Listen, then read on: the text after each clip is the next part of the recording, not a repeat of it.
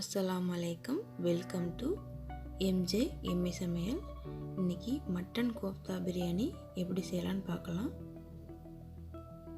Mutton கொத்துக்கறி 1/2 kilo, பொடியாக நறுக்கின வெங்காயம் 1,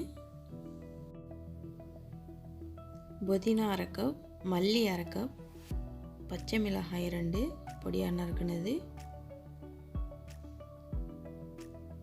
மிளகாய்த்தூள் 1 டீஸ்பூன், கரம் மசாலா தூள் 1 டீஸ்பூன், மஞ்சள் தூள் 1/2 டீஸ்பூன், ஜீரகத்தூள் 1 டீஸ்பூன், மிளகுத்தூள் 1/2 டீஸ்பூன், தேவையான அளவு உப்பு, கடலை மாவு 2 தேக்கரண்டி. எடுத்து வச்சுருக்க மட்டனில் வெங்காயம், மல்லி, புதினா, பச்சை மிளகாய் எல்லாத்தையும் சேர்த்து நல்லா கலந்து விடுங்க.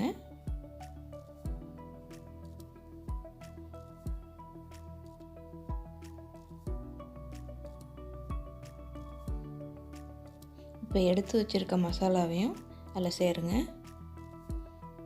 இப்போ கொஞ்சமாக உப்பு போடுங்க. இப்போ நல்லா கலந்து விடுங்க. மசாலா நல்லா மட்டனோட கலந்து வரணும். இப்போது 1 ஸ்பூன் இஞ்சி பூண்டு போடுங்க. அதையும் போட்டு நல்லா கலந்து விடுங்க.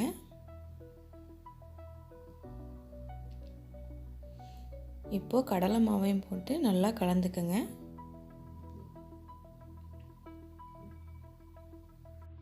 மட்டனை சின்ன சின்ன பால்ஸாக பிடிச்சிக்கோங்க.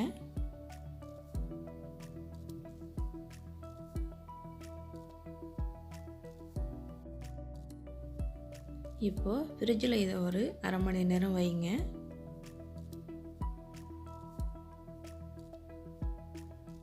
பிரியாணி செய்ய தேவையான பொருள்: 3/4 கிலோ பாஸ்மதி அரிசி, 1/4 கிலோ வெங்காயம், 1/4 கிலோ தக்காளி, 2 பச்சை மிளகாய், 1/2 கப் புதினா, 1/2 கப் மல்லி, 3 தேக்கரண்டி இஞ்சி பூண்டு பேஸ்ட், 1 கப் எண்ணெய், 1/2 கப் தயிர், 1/2 டீஸ்பூன் மிளகாய்த்தூள், உப்பு தேவையான அளவு, நெய் 2 தேக்கரண்டி, பிரியாணி இலை, பட்டை, கிராம்பு, ஏலக்காய் தேவையான அளவு, கரம் மசாலா 1/2 டீஸ்பூன், மல்லித்தூள் 1/2 தேக்கரண்டி, ஜீரகத்தூள் 1 டீஸ்பூன், மஞ்சள் தூள் 1/2 டீஸ்பூன், மிளகுத்தூள் 1/2 டீஸ்பூன்.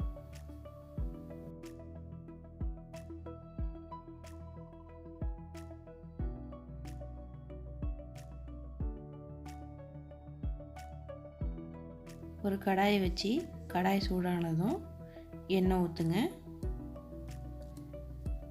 எண்ணெய் சூடானதும் எடுத்து வச்சுருக்க மட்டன் பால்ஸை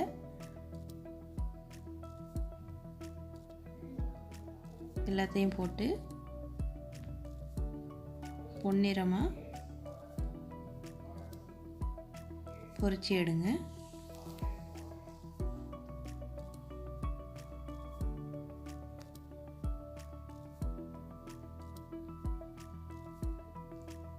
அடுப்பை மிதமான தீயிலே வச்சு பொரிச்சு எடுங்க. இப்போ ஒரு பவுல் எடுத்துக்கோங்க.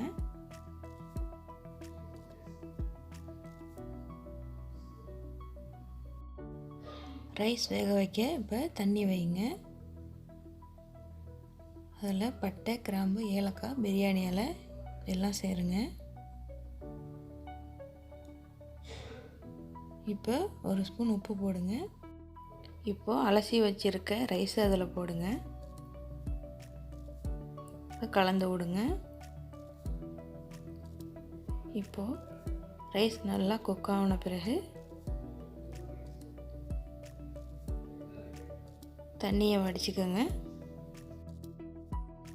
ஒரு பாத்திரத்தை வச்சு சூடானதும் எண்ணெய் ஊற்றுங்க. நான் மட்டன் பொரிச்ச எண்ணெயை நான் சேர்த்துக்கிறேன். பட்டை, கிராம்பு, ஏலக்காய், பிரியாணி இலை எல்லாம் போடுங்க.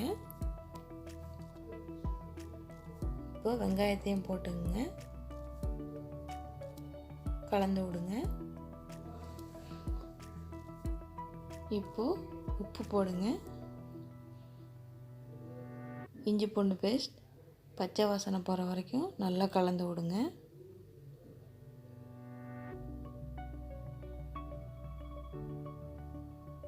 மல்லி புதினா பச்சை மிளகாய் கலந்து விடுங்க. இப்போது எடுத்து வச்சுருக்க தக்காளியும் அதில் சேருங்க. தக்காளி நல்லா கொஞ்சம் மசிஞ்சு வரணும். நல்லா கலந்து விடுங்க.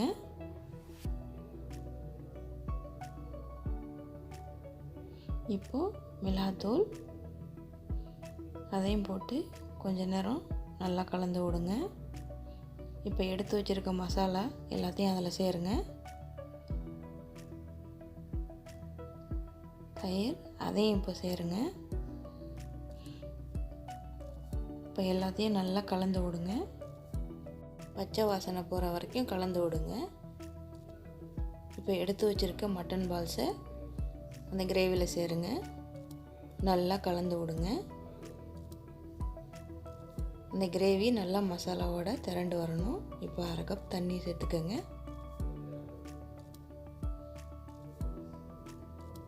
இப்போ நல்லா கலந்து விடுங்க. இப்போது 1 ஸ்பூன் நெய் போடுங்க.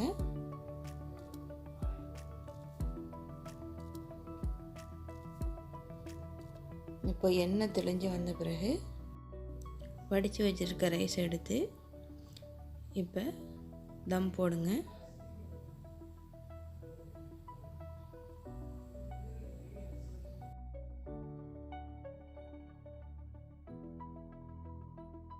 நான் இன்றைக்கி ஃபுட் கலர் சேர்க்குறேன். ஃபுட் கலர் ஆப்ஷனல் தான். உங்களுக்கு வேணுண்டா போடுங்க, இல்லைக்காட்டி ஸ்கிப் பண்ணிக்கோங்க. இப்போ நெய் போடுங்க.